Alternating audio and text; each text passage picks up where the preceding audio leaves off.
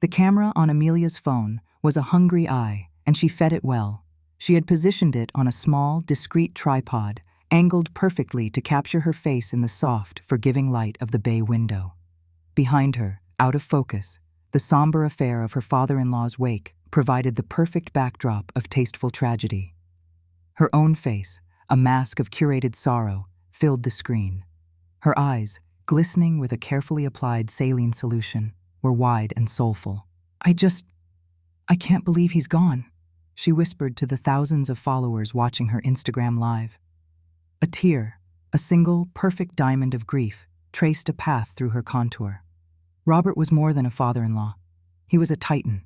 This house, this family, it all feels so empty without him. The comments flooded in. Hearts, praying hands, messages of support. "Stay strong, Amelia. You are grace personified. An angel." She offered a watery, brave little smile. "Thank you all for your love. It means the world. We're all just trying to hold each other together right now." She shifted the phone slightly, a calculated, almost imperceptible movement. For a fraction of a second, the camera's focus sharpened on the figure standing by the cold fireplace across the room. Elizabeth Vance, 75 years old, spine straight as a steel rod, wearing a dress the color of a winter sky. It was a simple sheath, high-necked, long-sleeved, made of a plain, unadorned gray wool. She had sewn it herself. She had sewn most of her own clothes for 40 years. It was a fact that was a constant, grating annoyance to her daughter-in-law.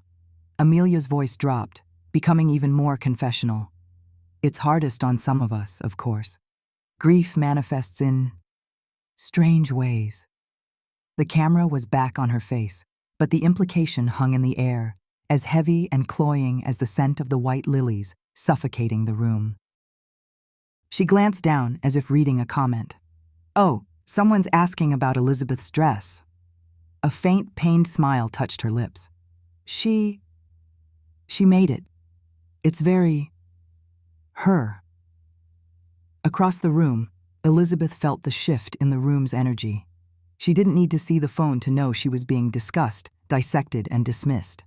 She had become a prop in her daughter-in-law's performance. The dress wasn't strange. It was practical. It was warm. It was the color of her own grief, a quiet, enduring thing, not a spectacle for public consumption. Robert was gone. The noise of his presence, the sheer gravitational pull of his ambition, had vanished, leaving a vacuum that Amelia was desperately trying to fill with the chatter of strangers online. Her son, David, materialized at her elbow. He looked exhausted, his expensive suit rumpled, his face a battlefield of conflicting loyalties. He held 2 glasses of champagne. He never knew what to do with his hands. "Mother," he said, his voice low, "are you holding up?" "I'm standing, David," she replied, her voice steady, without a tremor. She didn't look at him, her gaze fixed on the portrait of Robert that hung over the mantelpiece. It had been painted 10 years ago. The artist had captured the arrogance in his eyes perfectly.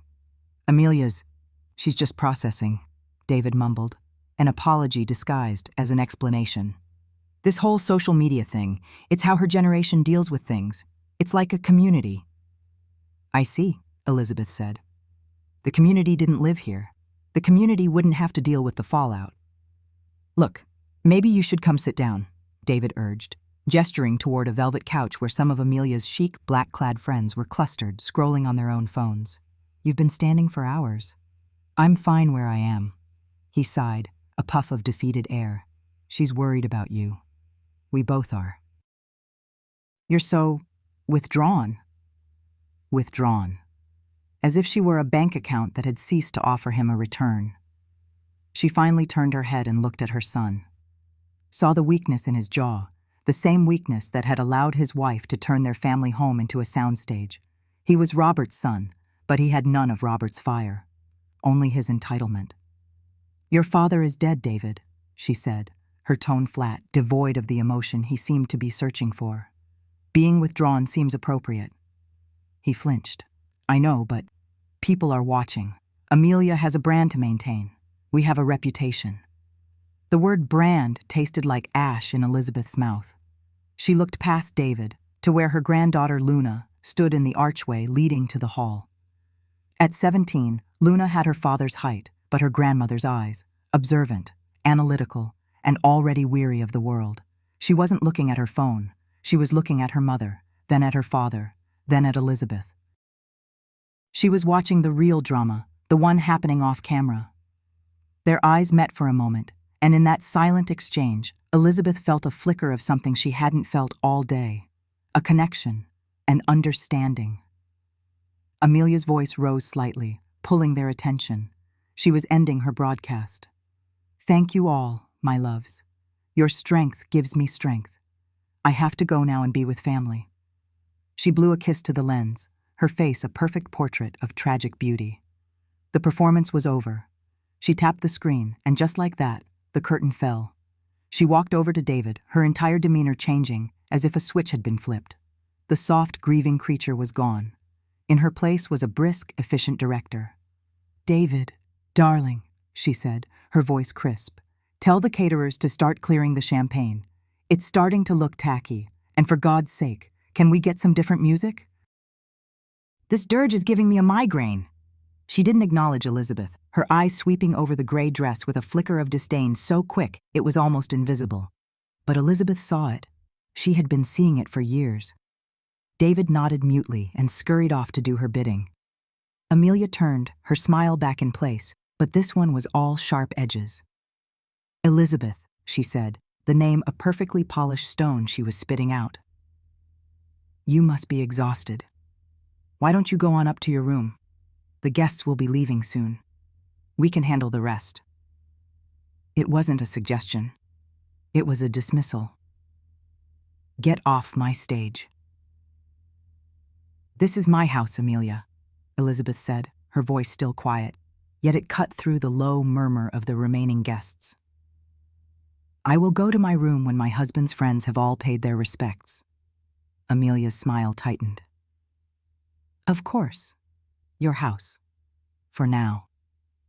The last two words were a promise and a threat. Elizabeth felt them land, not with the sting of an insult, but with the cold, hard finality of a closing door. She turned back to the fireplace, her hand resting on the cool marble. The house was quiet now, the performance over, but the resentment remained, a thick, suffocating dust settling on every opulent surface. And in the silence, a new feeling began to stir within her, something hard and unyielding. It was the feeling of a foundation shifting, of a long dormant structure groaning under pressure, preparing for a storm. The scent of lilies finally did fade, but the cloying sweetness was replaced by the sterile, lemon-scented polish Amelia insisted the cleaning service use. It had been a week of tiptoeing around grief, of hushed, late-night arguments from behind Amelia and David's closed bedroom door, of the house feeling less like a home and more like a property in escrow. Elizabeth was in the grand living room, the one reserved for holidays and important guests, when they cornered her. She was mending a tear in one of Robert's old cashmere sweaters.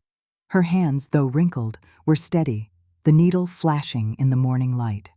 Amelia swept in, holding a stack of glossy, colorful brochures. David followed in her wake, like a nervous ship's mate. "Elizabeth, good morning," Amelia chirped, her voice aggressively cheerful. She fanned the brochures out on the polished mahogany coffee table, covering a half-dusted copy of a classic novel. The brochures depicted smiling, silver-haired seniors playing tennis, painting watercolors, and clinking wine glasses on sun-drenched patios. The logos were for places like Willow Creek Estates and the Golden Sunset Pavilion, luxury assisted living. "We wanted to talk to you about the future," Amelia began, pulling up an ottoman and sitting unnervingly close. Her knee almost brushed Elizabeth's. "David and I have been doing a lot of thinking, a lot of soul-searching." David cleared his throat, ever the supporting actor. "Mom, this place, it's too much for you. The upkeep, the stairs, the memories." "We think it's time for a change," Amelia said, tapping a perfectly manicured finger on a picture of a pristine, white-walled apartment. "A fresh start for everyone. We found this incredible facility. It's more like a resort, really. Chef-prepared meals, a wellness center, 24-hour care. You'd be so comfortable, you wouldn't have to worry about a thing." Elizabeth continued her stitching, her silence a stark contrast to Amelia's practiced, bubbly pitch. She knew exactly what this was. This wasn't about her comfort. This was about the house. This 30-room monument to Robert's success, sitting on 5 prime acres in a Boston suburb where property values were skyrocketing. This was about liquidation. Selling the estate is the only sensible thing to do, Amelia continued, her voice taking on a tone of gentle, unassailable logic. The market is at its peak. Robert would have wanted us to be practical, to secure the family's future, David's future. She glanced at her husband, who nodded in earnest agreement. She's right, Mom. Dad was always about smart investments. He wouldn't want us clinging to the past. Clinging to the past, as if this house were just bricks and mortar and not the vessel that held every minute of the last 45 years of her life. The room where David took his first steps, the garden where she'd taught Luna how to identify birds, the faint scratch on the floor by the window where Robert had dropped a heavy briefcase the day he closed the deal that made him a millionaire. Elizabeth finished her stitch and bit the thread cleanly. She folded the sweater and placed it in her lap. She looked at the brochures. The people in the photos were not like her. They were generic, sanitized versions of old age. Their smiles were empty. Their lives looked like they had been curated by an algorithm. "This is my home," she said, her voice low. Amelia's patronizing smile faltered for a second. "Well, yes, it has been your home. But homes are just things, Elizabeth. We need to be forward-thinking. And honestly..." She paused, her eyes doing a slow, deliberate scan of Elizabeth, from her sensible leather shoes to the simple, hand-sewn cotton blouse she wore. "We really must do something about this. This whole aesthetic." David shifted uncomfortably. "Amelia." But Amelia was on a roll now, the carefully constructed facade of concern cracking to reveal the raw contempt beneath. She gestured around the room, at the comfortable, slightly worn furniture Elizabeth had chosen decades ago, at the needlepoint pillows, at the sweater in her lap. "It's all so dated. It doesn't represent who we are as a family now, who David is." Her gaze landed on Elizabeth's blouse again, sharp and critical. "And your clothes. I'm sorry, but it has to be said. It's tacky, Elizabeth." The word hit the air and hung there, vibrating with a venomous energy. Tacky. It wasn't a word of simple dislike. It was a judgment, a final, sweeping dismissal of her entire being. Not just her clothes, but her choices, her history, her very essence. It was the same word whispered behind her back for years. The same sentiment in every condescending glance, now finally spoken aloud, wielded like a weapon. Amelia pressed on, her voice dripping with false sympathy. "It reflects poorly on the family, on David.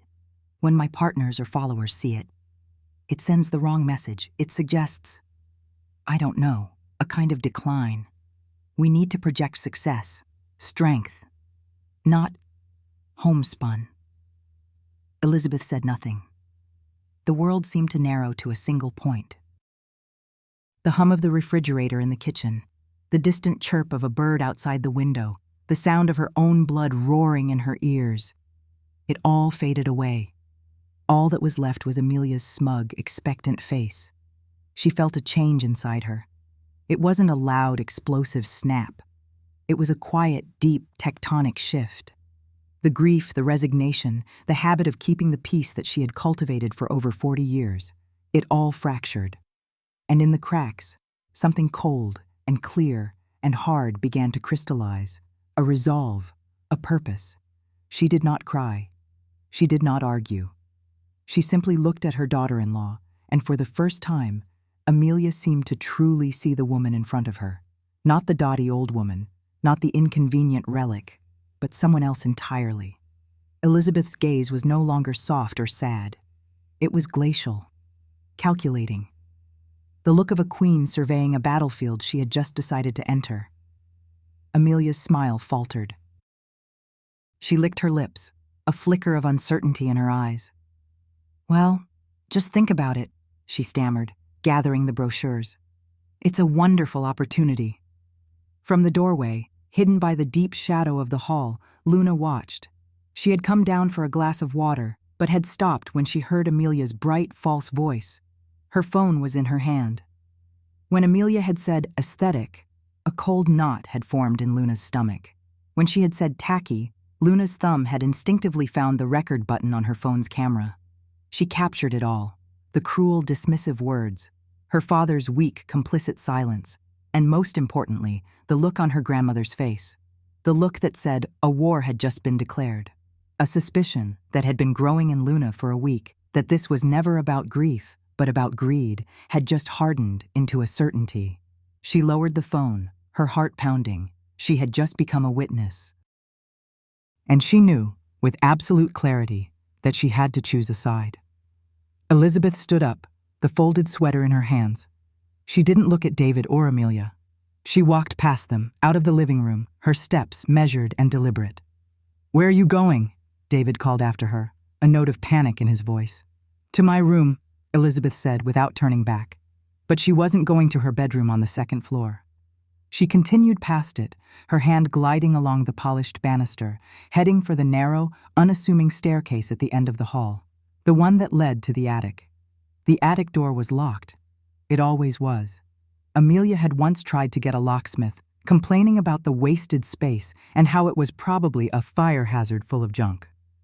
Elizabeth had calmly informed her that she had the only key, and if the lock were ever broken, she would consider it a profound and unforgivable violation. Amelia, surprised by the flash of iron in her voice, had backed down, dismissing it as the eccentricity of an old woman. She called it the hoarder's den. Elizabeth slid the small, ornate brass key from a chain she wore around her neck, tucked beneath her blouse. The metal was cool against her skin. The lock turned with a satisfying, deep-throated click, the sound of a vault opening. She pushed the door inward and was met not by the smell of dust and decay, but by the clean, sharp scent of cedar, lavender, and old paper. She flicked on the single bare bulb that hung from the rafters. The light illuminated not a den of hoarded junk, but a sanctuary, a secret history. The room was a chaotic wonderland. Bolts of unusual, brilliant fabric were stacked to the ceiling, iridescent silks, heavy, textured wools, strange synthetic materials that shimmered like oil on water. Dressmakers' dummies, known as mannequins in the industry, stood like a silent council of sentinels. Some were standard forms, but others were avant-garde, with exaggerated hips or impossibly long torsos, draped in half-finished creations of muslin and pins. The walls were papered not with wallpaper, but with hundreds of sketches, fashion illustrations, dynamic and bold, full of movement and life. They depicted women in clothes that were decades ahead of their time, asymmetrical coats, dresses with geometric cutouts, trousers with dramatic sculptural silhouettes. Every single sketch, in the bottom right corner, was signed with two sharp, cryptic initials. EV. This was her real room, her only room. The place where Elizabeth Vance ceased to exist, and EV could breathe. She walked through the space, her fingers trailing over the fabrics. This was her language, her art. The thing she had been told to put away, to bury, when she married Robert Vance. He had loved her fire, he'd said, but he had wanted a wife who tended the hearth, not one who set the world ablaze with her vision. For David's sake, she had agreed. For the sake of a peaceful life, she had locked the door on Evie and put on the costume of a wealthy man's quiet, respectable wife. But peace had been an illusion. Respect had been a lie, and the costume was now being called tacky. She made her way to the far corner of the attic, to a large, handsome steamer trunk made of dark wood and bound with brass straps. It looked like any other piece of antique luggage. She knelt down, the old joints in her knees protesting. She ran her hand along the inside edge of the trunk's lid, feeling for the almost invisible seam in the brocade lining. Her fingers found it, and she pressed. There was a soft click, and a false bottom, no thicker than a piece of cardboard, popped up. Beneath it lay the thing she had hidden from the world, from Robert, from everyone, for 40 years. It was a heavy leather-bound ledger. The leather was a deep oxblood red, cracked with age.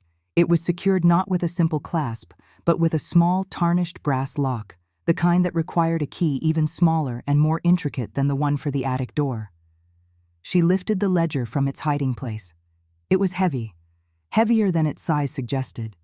It felt dense with secrets, with the sheer weight of a life unlived and a story untold. She held it to her chest, her eyes closing for a moment. She could feel the faint rhythmic pulse of her own heart against the hard leather cover. For a moment, doubt washed over her, a cold wave of fear.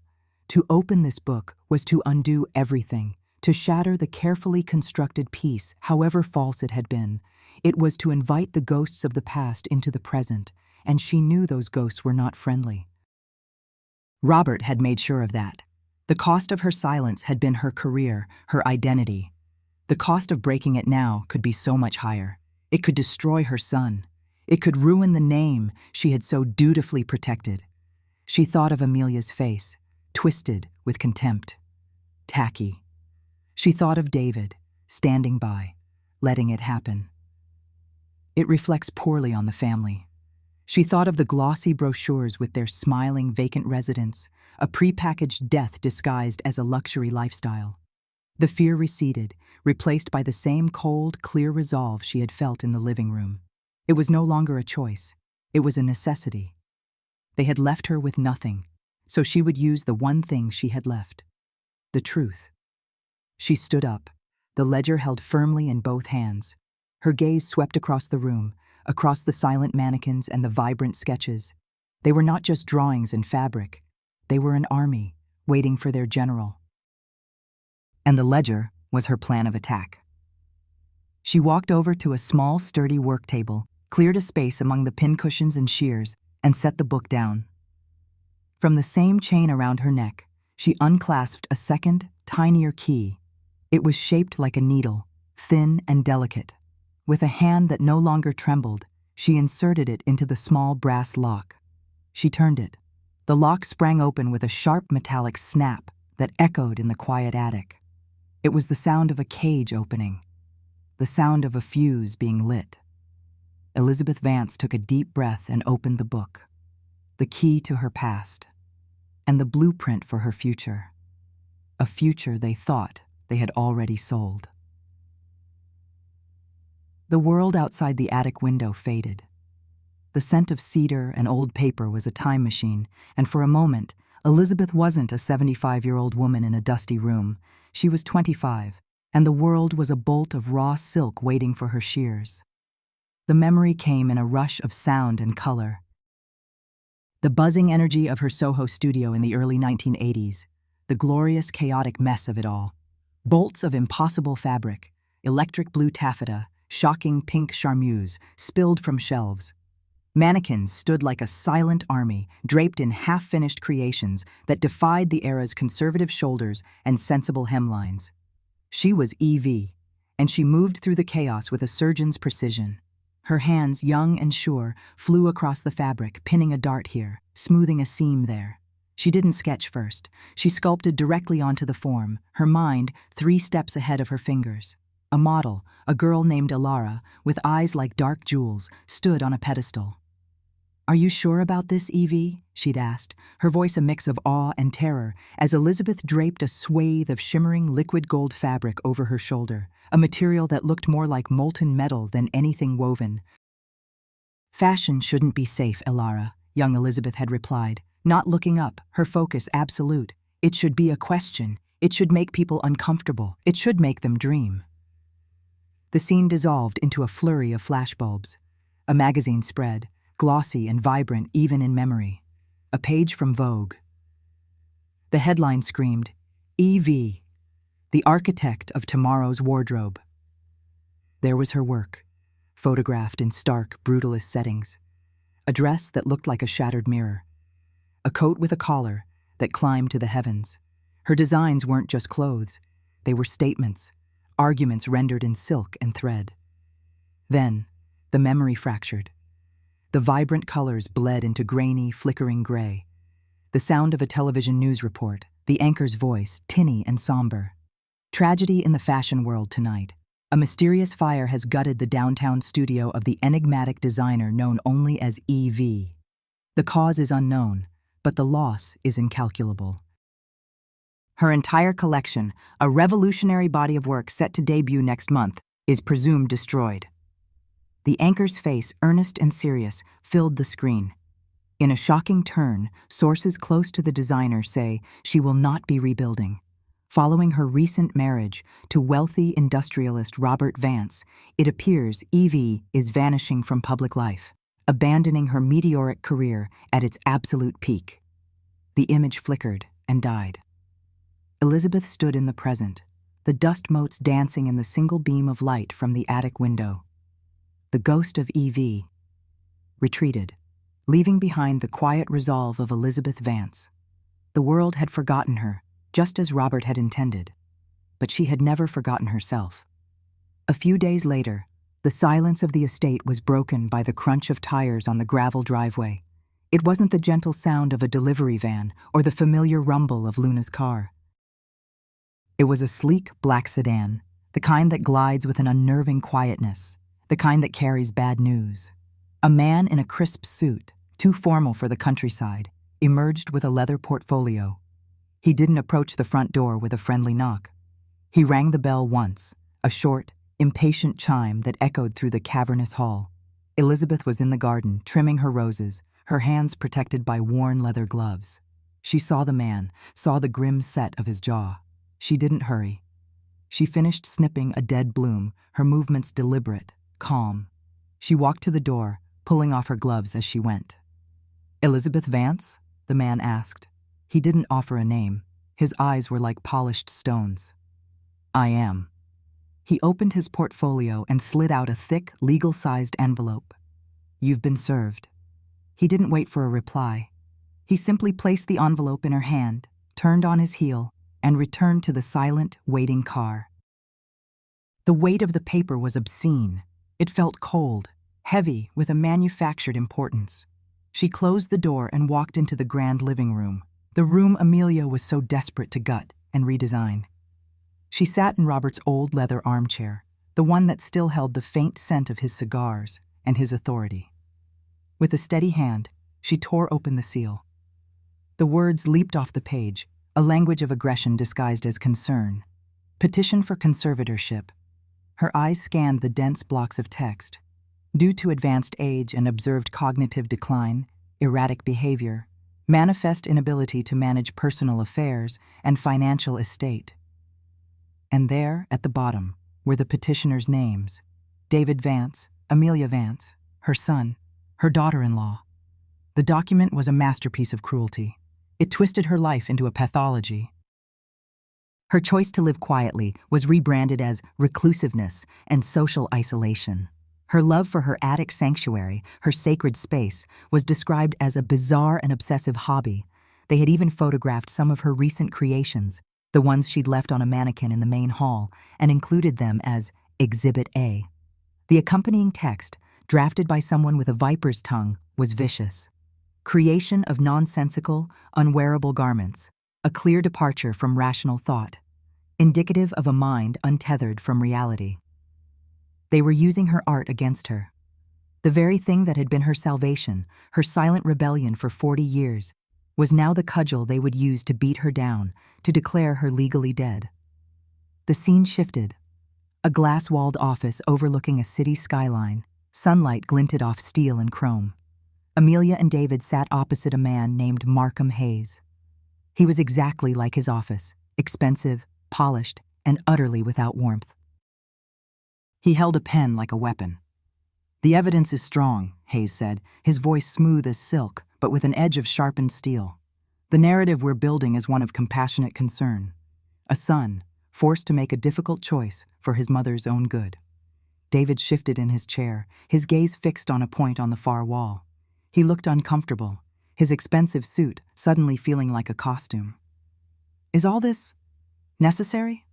Calling her hobby bizarre? She's always made clothes." Amelia placed a hand on his arm, her nails a perfect glossy red. "Darling, it's not a hobby anymore. It's an obsession. Remember what the psychiatrist we consulted said?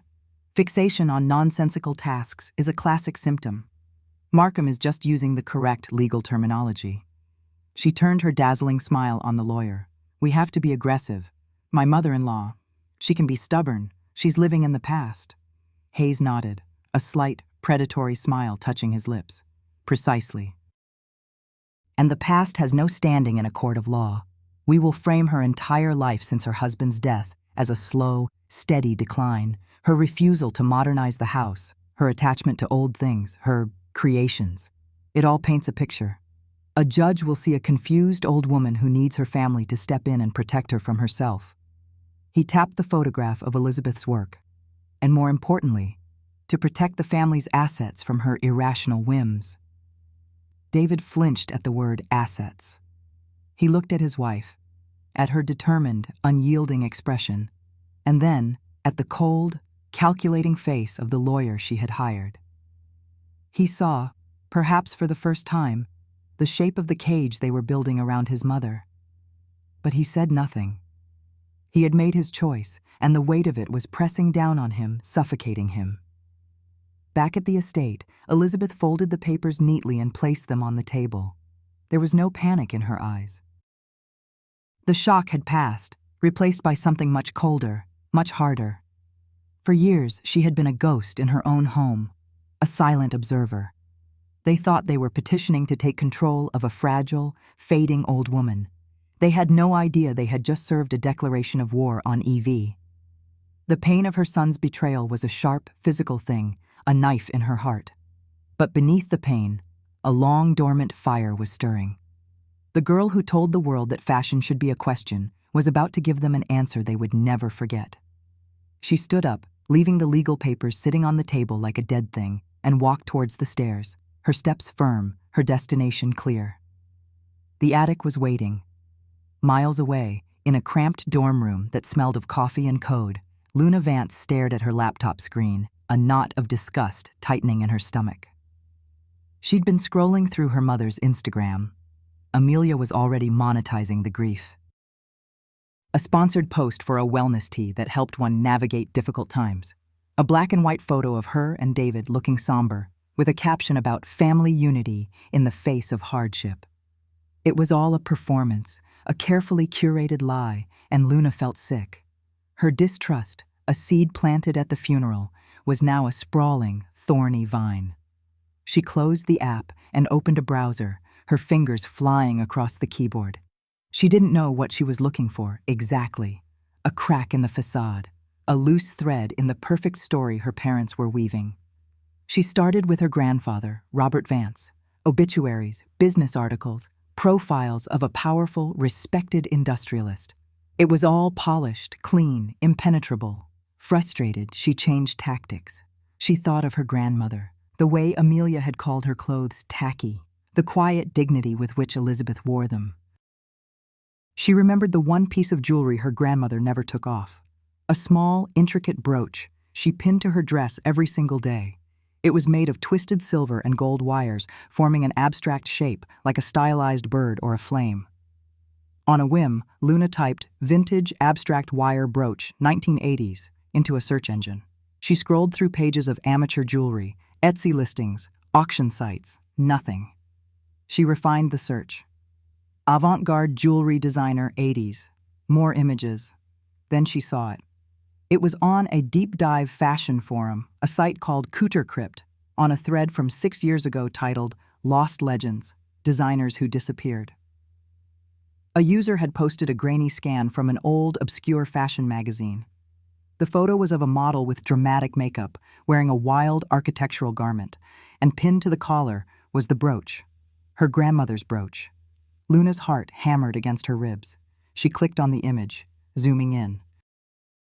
The caption beneath it read, "The signature Phoenix brooch by the visionary designer EV circa 1984. Each one was handmade by the artist herself, a trademark of her brand before she vanished." EV. The name echoed in Luna's mind. She scrolled frantically through the forum thread. EV.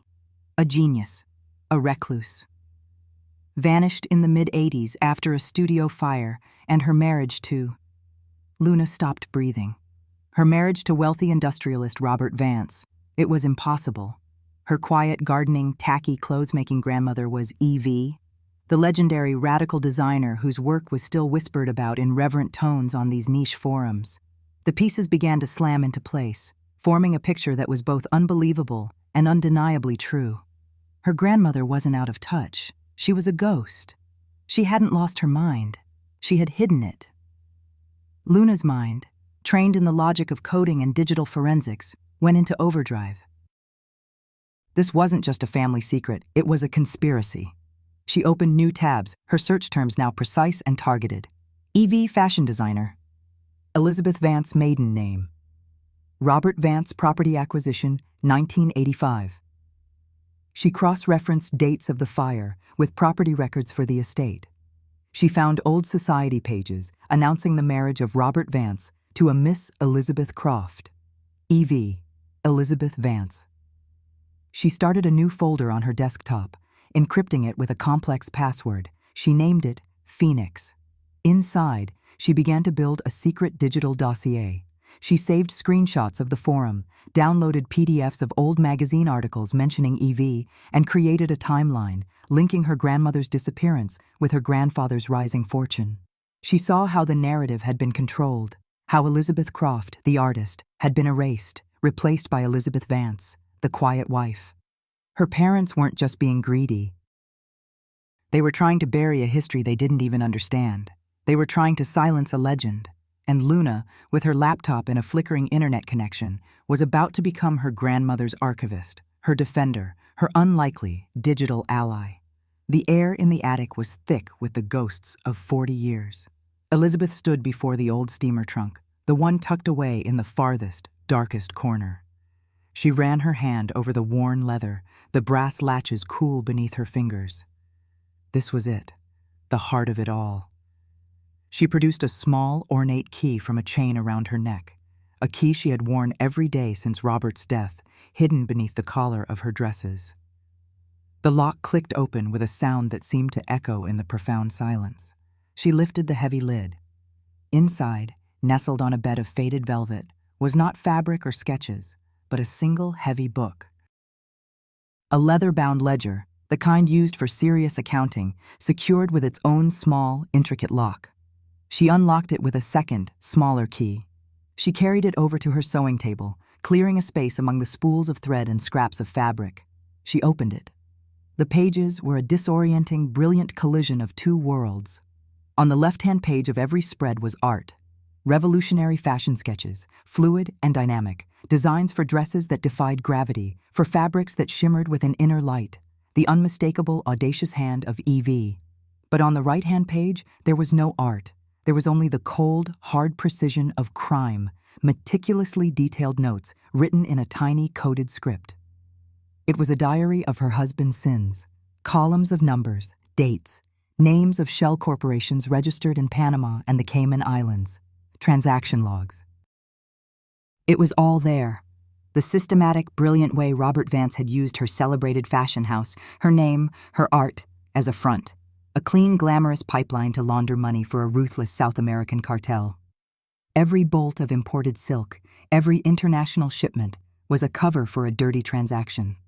Her retirement, the vanishing act that had baffled the fashion world, had been no choice at all. It had been an ultimatum. A brief, searing flashback hit her.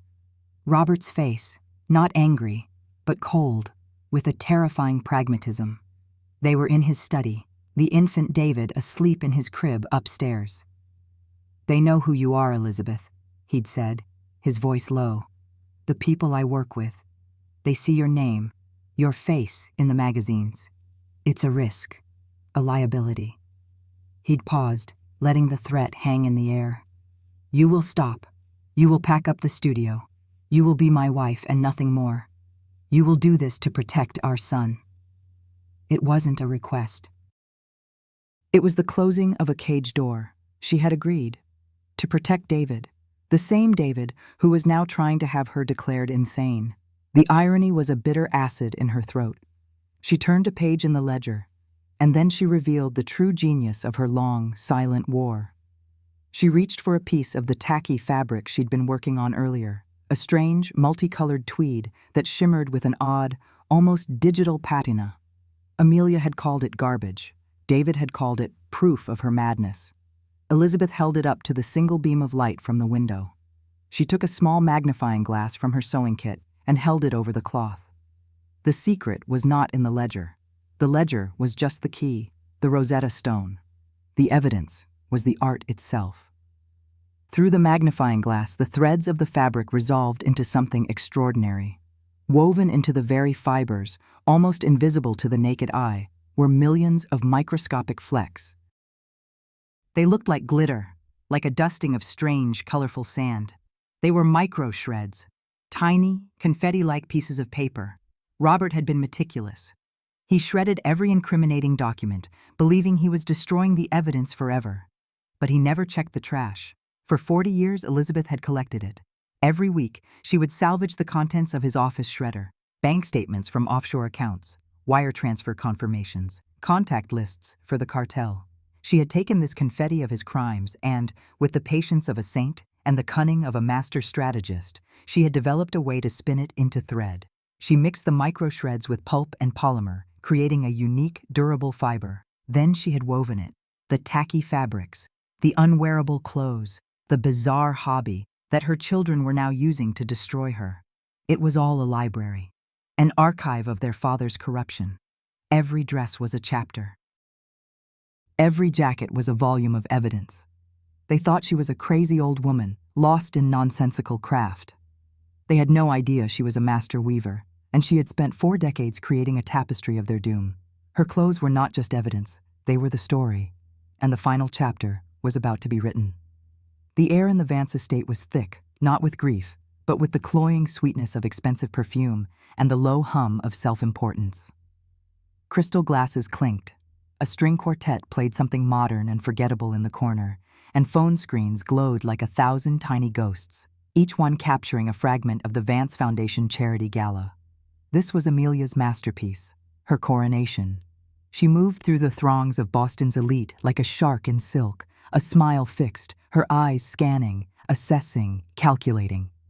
Her hand rested possessively on the arm of a state senator, her laugh tinkling as a tech CEO whispered something in her ear. "Amelia, darling, the place looks divine," a woman with a face pulled taut by surgery exclaimed, air-kissing the space beside Amelia's cheek. "Simply divine, a perfect send-off for the old house." Amelia's smile tightened for a fraction of a second. "Thank you, Beatrice. We believe in honoring the Vance legacy, but also in progress, moving forward. It's what Robert would have wanted, what David and I want." She gestured vaguely towards the grand staircase. "And what Elizabeth is finally ready for." The lie was smooth, practiced. She had spent the week coaching David on the narrative, a graceful transition, honoring her desire for a quieter life. The press releases were already drafted. Across the room, David fidgeted with his tie. He felt like a fraud in his own home. He caught the eye of a guest, a board member from his father's old company, and forced a hollow smile. "Your wife has outdone herself, David," the man said, clapping him on the shoulder. "A real phoenix, that one, building something new from the, well, you know." David just nodded, his throat tight. He looked towards the Gaksep, the attic, where his mother was. Amelia had been insistent, viciously so. "She will be here," Amelia had hissed at him an hour before, her voice a low threat in the privacy of their bedroom. "She will come down that staircase, and she will sit in the chair we put out for her, and she will look frail and grateful. I have reporters from the Globe and the Herald here. I have a crew from Boston Living. This is not a request, David. This is the final move. The board is watching. Our offer on the Beacon Hill property depends on the optics of tonight. Do you understand me?" He understood. He hated that he understood. He had gone to his mother's room, the attic door slightly ajar. "Mother?" he'd called softly. There was no answer, just the gentle, rhythmic snip of scissors. He pushed the door open. Elizabeth was standing before a mirror, not in the simple black dress Amelia had laid out for her, but in something else, something he couldn't comprehend. "They're waiting," he said, his voice weak. Elizabeth met his eyes in the reflection. There was no fear in them, no frailty, just a profound, unnerving calm. "I know," she said. "Let them wait a little longer. A good design requires patience." Now, standing amidst the glittering crowd, David felt a knot of dread tighten in his stomach. The plan felt fragile, like a sheet of ice over deep, dark water. Amelia tapped a glass with her fingernail, a high-pitched ring that cut through the chatter. She ascended a small, temporary stage set up near the French doors, a spotlight finding her. Her smile was blinding. "Friends, colleagues, family," she began, her voice resonating with false warmth, amplified by a discreet microphone. "Welcome. Welcome to a home that has meant so much, to so many. Tonight, we celebrate the Vance legacy, a legacy of strength, of vision, of building a better Boston." She paused for applause, which came on cue. "But legacies are not meant to be relics, trapped in amber," she continued, her eyes sweeping the room. "They are living things. They must evolve. They must look to the future. And that is what the Vance Foundation is all about. A future my dear husband David and I are committed to building." Another pause. She looked toward the grand staircase, a look of tender concern artfully arranged on her face. "And tonight, we are so honored to have with us the matriarch of this family, a woman who has dedicated her life to this home, who now, graciously, passes the torch to a new generation. Please join me in welcoming my mother-in-law, Elizabeth Vance." A polite, slightly pitying applause rippled through the room. Every phone turned towards the top of the stairs. The string quartet began a soft, melancholic tune Amelia had personally selected. The trap was set. The narrative was locked. And then she appeared. The music faltered. A violinist's bow skittered across a string with a discordant squeak. The polite applause died in 100 throats. A collective, audible gasp swept the grand hall. It was not the frail, gray woman from the funeral. It was not a nursing home candidate. It was a queen. Elizabeth stood at the top of the stairs, bathed in the light. She wore a gown that defied description. It was not one color, but all of them. A shimmering, impossible cascade of fabric that seemed to shift and change with every breath she took. It was architectural, a marvel of layered textiles, intricate folds, and razor-sharp tailoring that was at once classic and utterly futuristic. The light caught thousands of microscopic, iridescent threads woven into the dark silk, making it look like a captured galaxy. It was a masterpiece. It was a weapon. She descended the stairs, not with the hesitant shuffle of an old woman, but with the deliberate, powerful grace of someone who owned the very ground she walked on. The silence in the room was absolute, broken only by the frantic clicking of camera shutters. The influencers had forgotten their curated poses. They were just staring, their phones held up, their mouths agape. Amelia's face was a mask of disbelief, which quickly curdled into pure, unadulterated rage. Her spotlight had not just been stolen, it had been annihilated. This was not part of the script. This was a rebellion. Her carefully constructed image of the frail matriarch was being shredded before the eyes of millions watching her live stream. Elizabeth reached the bottom of the stairs and stopped, her gaze sweeping over the stunned crowd before landing, with cold precision, on Amelia. For a moment, Amelia was speechless. The live feed was broadcasting her frozen, furious face to the world. She had to regain control. She forced a brittle laugh. She walked off the stage, microphone still in hand, and moved towards Elizabeth. The camera crew followed, zooming in, sensing blood in the water. "Well," Amelia said, her voice dripping with venom disguised as playful exasperation. "It seems my mother-in-law wanted to make a statement tonight." She reached Elizabeth, her smile a predatory slash. She looked down at the magnificent gown, her lip curling in a sneer. "She has her little hobbies, you know," Amelia said to the crowd, to the cameras, to the world. "Her little projects. Keeps her busy." She then did the unthinkable. She reached out and grabbed a piece of the dress's elaborate multi-layered sleeve. She pinched the exquisite fabric between her thumb and forefinger, as if it were a soiled rag. "Even on a night like this," Amelia's voice was low, contemptuous, but carried by the microphone to every corner of the room and every viewer online. "A night for charity, for legacy, for the future. She insists on wearing this." She held the fabric up for the camera to see, her face a perfect portrait of disgust. "This cheap, tacky trash." The insult hung in the air, sharp and ugly.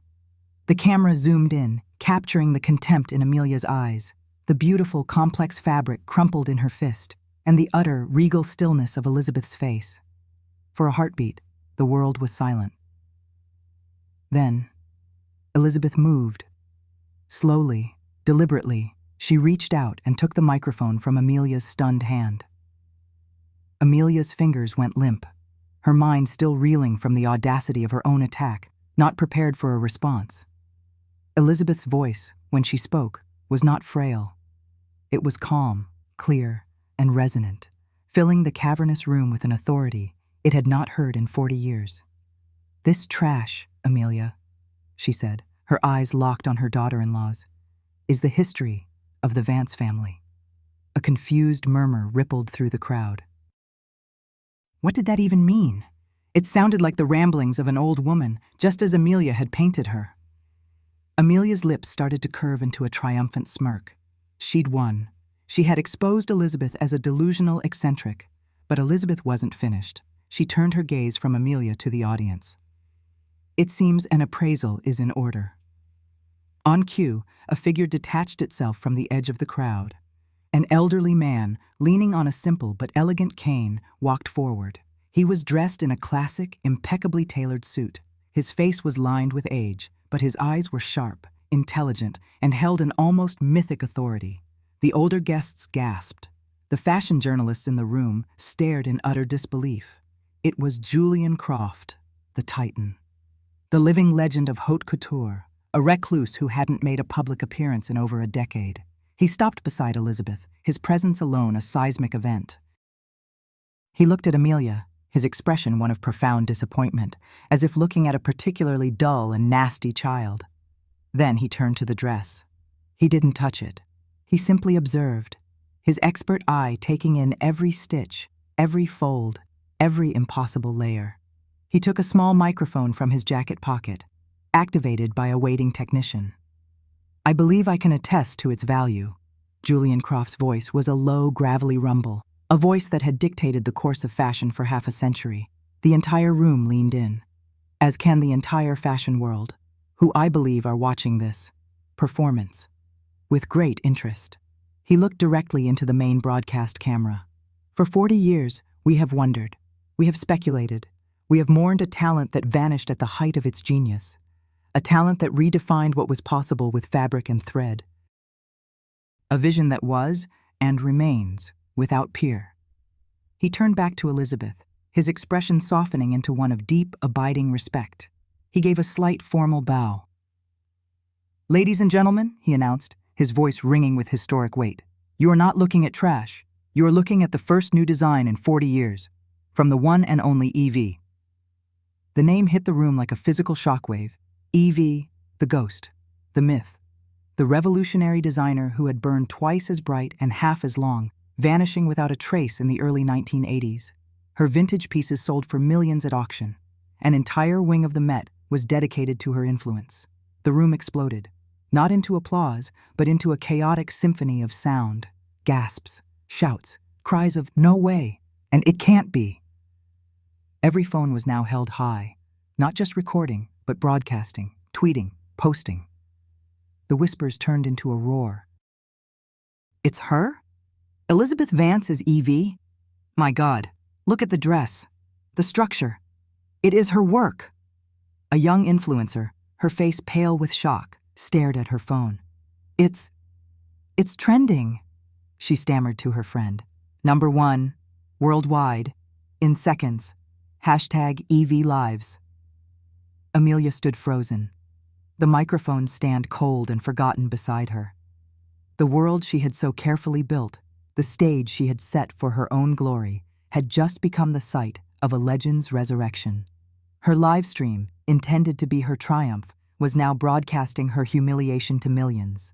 Her vicious, calculated insult, cheap, tacky trash, was replaying on a loop across every social media platform, juxtaposed with the face of Julian Croft and the revelation that she had just insulted a priceless work of art created by a living icon. David stumbled back a step, his mind refusing to connect the dots. His quiet, reclusive mother, the woman who made odd clothes in the attic, was EV?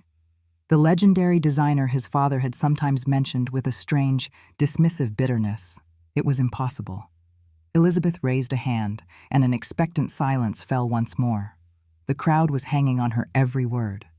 They had just witnessed a miracle, and now they wanted the gospel. "Thank you, Julian," she said, her voice steady. "It is good to see you again, old friend." She then turned her attention back to the dress, smoothing the sleeve that Amelia had crumpled. Her touch was reverent. "Mr. Croft is right," she said, her voice now taking on a harder, more serious edge. "This design is 40 years old, and it holds a great many secrets." Her eyes found David in the crowd. They were not angry. They were filled with a terrible, profound sorrow. Amelia called it trash, but she was closer to the truth than she knew. "This dress is not just the history of my life. It is the history of the Vance fortune, and it is a history written in ink and in blood." The air grew cold. This was no longer a fashion revelation. It was something darker. "You see," Elizabeth continued, her voice dropping, drawing everyone into the terrifying intimacy of her confession. "I keep meticulous records. It's a habit from my days as a designer. Every fabric swatch, every expense, every client." She reached into a concealed pocket within the gown's intricate folds and pulled out a small, old, leather-bound book, the Ledger. "This book tells the story of my first company, EV Designs, and it tells the story of its end." She looked at David, and only at David. "Your father, David, was a brilliant man, but his ambition was boundless. In the early days, before the real estate empire, he needed capital, and he found creative partners, dangerous ones." A low gasp came from David. He knew the rumors, the whispers his father had always brushed aside. "My fashion house," Elizabeth said, her voice cold as steel, "was the perfect front, a cash-intensive business perfect for washing dirty money. I discovered this. I confronted him, and he gave me a choice." Her gaze flickered to David. "He told me they would hurt you, our son, if I ever spoke of it. So I vanished. Evie died so that Elizabeth Vance could be a mother. And Robert promised he would clean house. He promised he would end his partnership with those people." She paused, letting the weight of the confession settle. "He lied." She held up the ledger. "The tacky fabrics I've been sewing with for 40 years, the ones your wife finds so distasteful, they weren't just fabric, David. They were my insurance policy. Shredded, pulped, and woven into the very threads, microscopic fragments of Robert's real ledgers, bank statements from offshore accounts, records of transactions, proof of everything." David's face was ashen. He felt the floor tilt beneath him. His entire life, his inheritance, it was all built on a foundation of organized crime. Amelia's mind was racing. Financial crimes. The fortune was dirty. They'd be investigated, assets frozen. It was bad. A disaster. But maybe survivable. A scandal, yes, but they could spin it. Blame Robert, the dead patriarch. They could play the victims. But Elizabeth wasn't done. A single tear traced a path down her cheek, a glint of silver in the harsh light. "But that is only the first chapter of the story this dress tells," she said, her voice trembling with a grief 40 years old. She looked at Julian Croft, her eyes asking for strength. He gave a solemn, almost imperceptible nod. "There was a fire," she said, her voice barely a whisper, yet it carried to every corner of the silent room. "The fire that destroyed my studio in 1982. The official report called it an electrical fault. An accident." She took a deep, shuddering breath. "It was not an accident. Robert said it. Not just to destroy the last of my records, but for the insurance money. And something more. He had a competitor in the property development world back then. A smaller but brilliant rival who was beating him to the best contracts. A man named Alistair Croft." Julian Croft closed his eyes, his hand tightening on his cane. "The fire wasn't at a construction site," Elizabeth said, her voice cracking. "Robert staged it at my studio, a place Alistair was visiting that night to discuss a collaboration. It was arson. It was corporate sabotage. It was attempted murder." The horror in the room was a living thing, a suffocating presence. David was shaking his head, a guttural "no, no," escaping his lips. Alistair Crofts survived, Elizabeth said, looking at Julian. He was badly burned, but he survived, but he wasn't the only one there. Her gaze returned to the magnificent dress she was wearing. She ran a hand down its side, a gesture of infinite love and infinite pain. This design, it was the last one, my masterpiece, and it had a muse, my best friend, my first model, the most vibrant, fearless soul I have ever known. She looked at Julian, her eyes flooded with tears. His sister, Elara Croft. Julian's face crumpled. A tear escaped his closed eye and traced a line through the weathered landscape of his cheek. She was there that night, Elizabeth's voice broke. For a final fitting. She was wearing this dress, the original. When the fire broke out, she didn't make it. The final horrifying truth landed. The sole fatality in the fire. The forgotten victim. Your father, David, Elizabeth said, her voice now a blade of pure, distilled agony and justice. Your father was not just a cheat. He was a murderer. His legacy, your inheritance, every brick in this house, is soaked in the blood of my friend. It is all proven in this ledger. The plan, the payout, the cover-up, everything. David fell to his knees. A raw animal sob tore from his throat. It wasn't just money. It was blood money. His hero, his father, the man whose approval he had chased his entire life, was a monster. Amelia stood frozen, a statue of porcelain and greed. Her mind, usually so quick, so calculating, was blank. The live stream, the millions of viewers, the global headlines.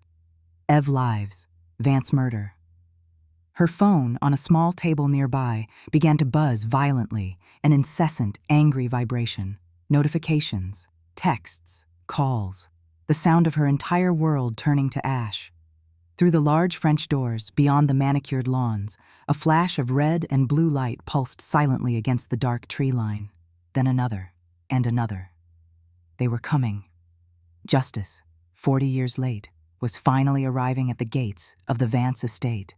The gala was over. The unraveling was complete. The flashbulbs were like 1,000 silent screams. They pulsed against the stunned faces of the gala's elite, turning their horror into a series of grotesque, frozen portraits. Amelia stood catatonic, her mouth slightly agape, the microphone still clutched in her white-knuckled hand. The live stream she had so meticulously orchestrated was still running, but the narrative was no longer hers. It belonged to the ghost of Evie, standing before them all, magnificent and terrible in a gown stitched from history. Julian Croft stood beside Elizabeth, a bulwark of quiet confirmation. He didn't need to say another word.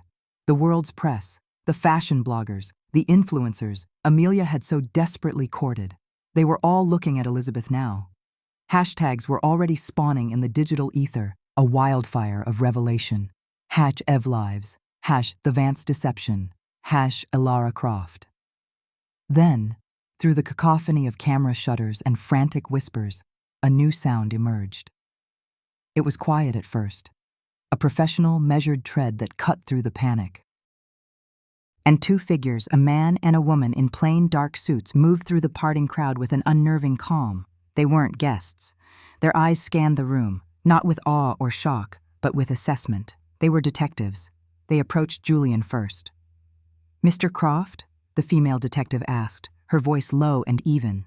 Julian nodded, his gaze still fixed on David, who looked as if the very floor had dissolved beneath his feet. "Detective Harding, I was told you'd be monitoring the event." "We were," the male detective Miller confirmed. "Our team has the ledger. We have the digital files Luna Vance provided. We have everything."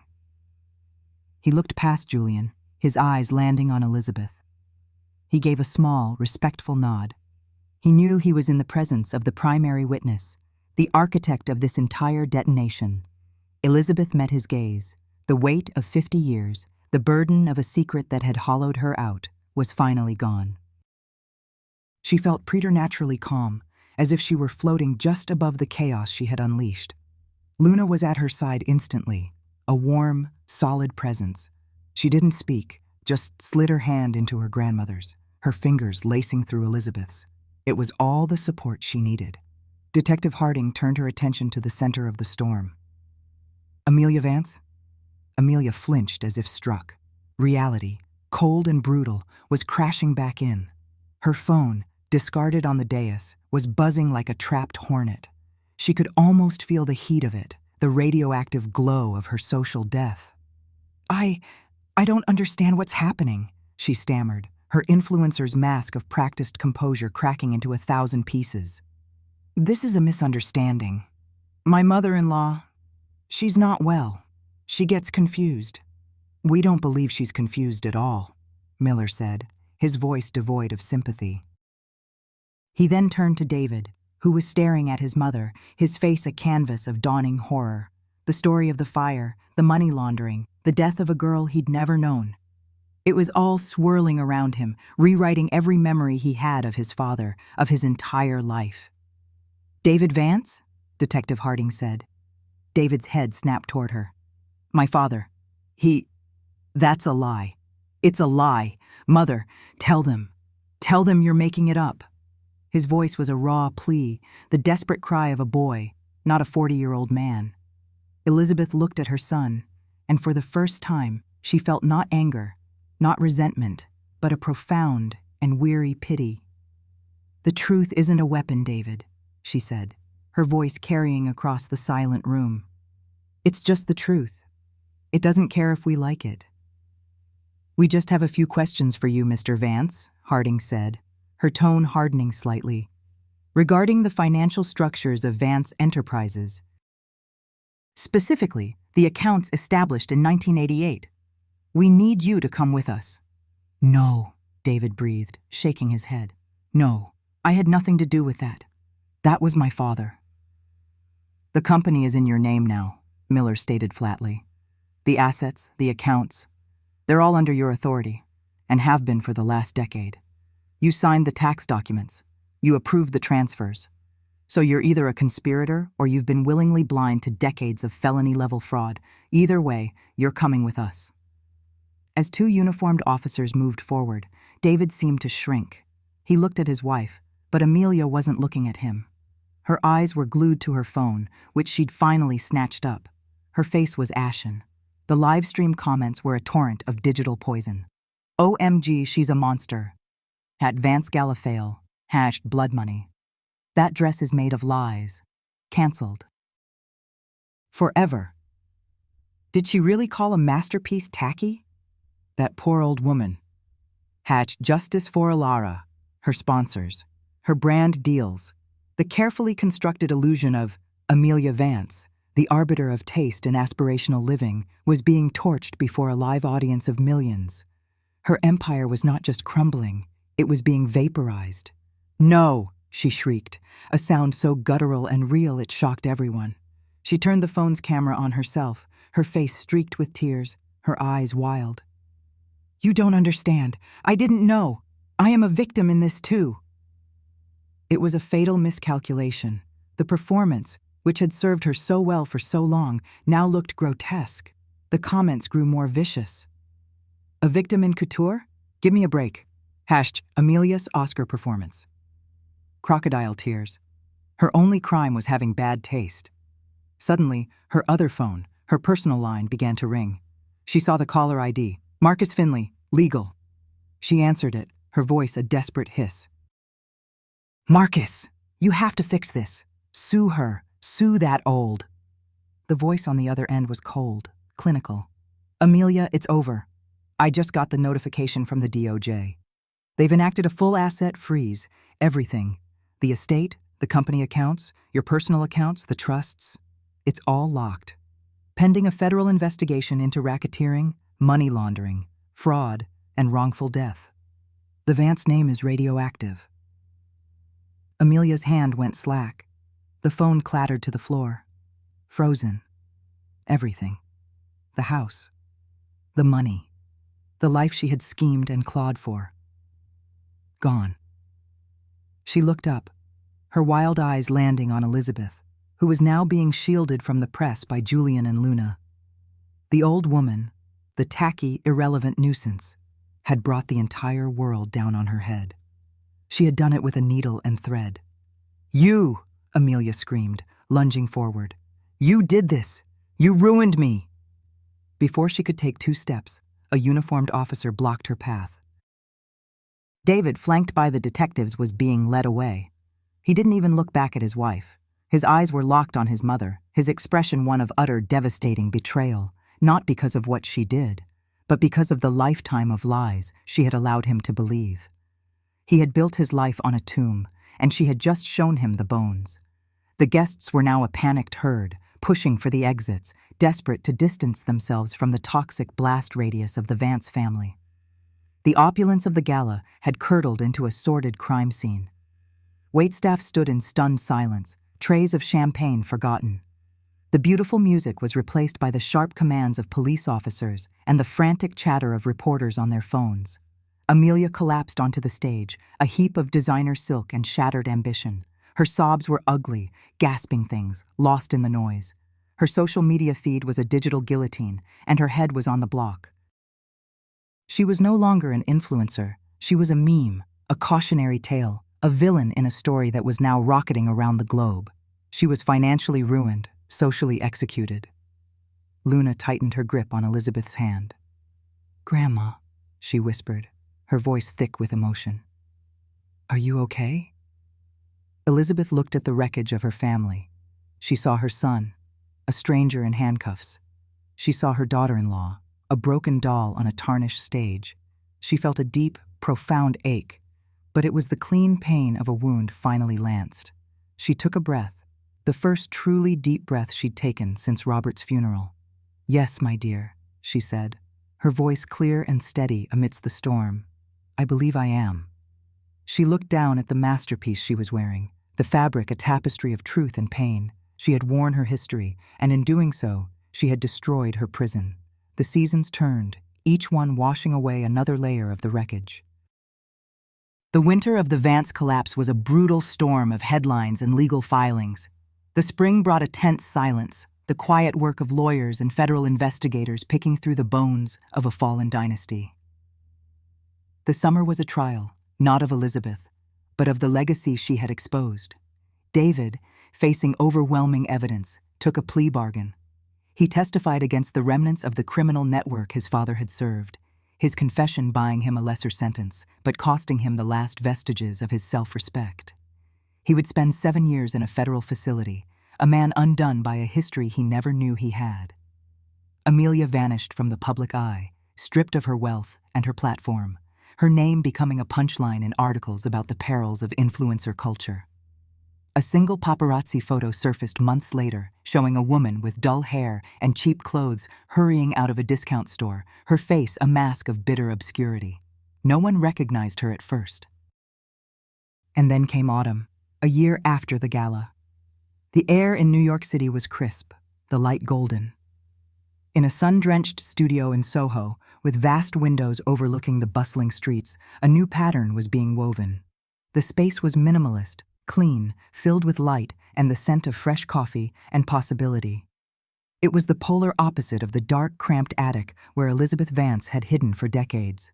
Elizabeth Vance Croft stood by a large cutting table, her silver hair cut in a chic, sharp bob. She wore simple, exquisitely tailored black trousers and a silk blouse the color of cream. She looked at her reflection in the window, not young, but timeless, powerful, free. Her face was lined with the map of her life, but her eyes, the same clear, determined eyes, were full of light.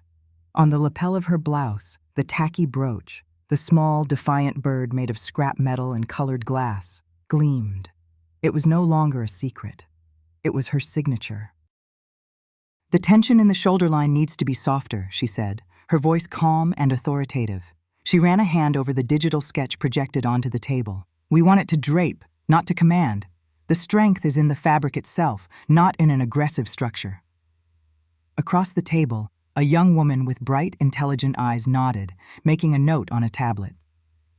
"Like the way a weeping willow moves," Luna said. "Strong trunk, soft branches." Exactly, Elizabeth smiled. Luna was no longer just her granddaughter. She was her partner. A rising star in her first year at Parsons School of Design, she spent her afternoons here, at the headquarters of the Alara Croft Foundation. It was a foundation Elizabeth had established with her own personal assets, the money from her early untainted career as EV that Robert had never been able to touch. The foundation's mission was simple and revolutionary: to fund and mentor young designers committed to ethical practices, sustainable materials, and supply chain transparency. It was the antithesis of the Vance Empire, a monument not to wealth, but to integrity. I was reading about bio-integrated fabrics, Luna said, her eyes alight with passion. They're experimenting with textiles that can monitor vitals, change color with your mood. Imagine a collection that not only looks beautiful, but actively interacts with the wearer's well-being. A dress that breathes with you, Elizabeth mused, her imagination sparked. Alara would have loved that. She always said clothes should be a second skin, not a cage. She spoke of her friend often now. The name Alara Croft was no longer a ghost haunting her memory, but an inspiration, a guiding star. The foundation bore her name, and every design they created was a quiet tribute to the vibrant, brilliant girl who had been her muse. She was reclaiming her, not as a victim, but as a pioneer. A young woman in her early 20s, one of the first recipients of the foundation's grant, poked her head into the studio. Ms. Vance Croft, I'm sorry to interrupt. I finalized the prototype for the zero-waste jacket. Bring it in, Anya. Let's see it, Elizabeth said warmly. The young designer entered, holding a garment that was both innovative and beautiful. She spoke nervously but passionately about her process, about using laser cutting to ensure not a single scrap of fabric was wasted. Elizabeth listened intently, asking sharp, insightful questions, offering gentle suggestions. She wasn't just a benefactor. She was a mentor, a master of her craft, sharing her wisdom. Watching them, Luna felt a swell of emotion. This was her grandmother's true legacy. Not the scandalous headlines or the destruction of a corrupt dynasty, but this. This quiet, sunlit room filled with creativity and hope. It was a renaissance, not a revenge. After Anya left, glowing with encouragement, Luna looked at her grandmother. "Do you ever miss it?" she asked softly. "The estate?" Elizabeth paused, her gaze distant for a moment. She thought of the sprawling lawns, the oppressive silence of the grand rooms, the weight of the portraits on the walls. She thought of the attic, her prison, and her sanctuary. "I miss the garden sometimes," she admitted. "I miss the scent of the roses after a rain. But that's all. A house is just wood and stone, Luna. It's the life you live inside it that gives it meaning. For a very long time, my life in that house was a lie. Here," she swept a hand around the bright, open studio. "There are no secrets in the walls." She picked up a charcoal pencil, her hand steady. She began to sketch on a fresh sheet of paper, her movements fluid and confident. The lines were bold, elegant, the beginning of a new idea. It was a design for a coat, with a strong silhouette but a soft flowing drape, a garment for a woman who was unafraid to take up space in the world. "The past is a finished garment," Elizabeth said, her eyes on her work. "You can study its seams, learn from its flaws, even admire the beauty of its fabric. But you don't have to wear it every day. You can hang it in the back of the closet and choose to wear something new." She finished the sketch with a flourish, adding a small detail on the lapel, a brooch in the shape of a bird in flight. She looked at Luna, her eyes shining with a peace that had been hard-won. It was the look of a woman who had not only survived her story, but had finally learned how to write her own ending. The late afternoon sun streamed through the window, catching the little glass bird on her own lapel. For a moment, it shone with a brilliant, almost blinding light. A tacky, worthless thing, forged in secret, that had held the power to bring down an empire and set a woman free. It was not a jewel of great price, but a symbol of something far more valuable, a soul that had refused to be broken, a spirit that had learned finally how to fly. She had cut the threads of a painful past, and with her own two hands, she was weaving a future.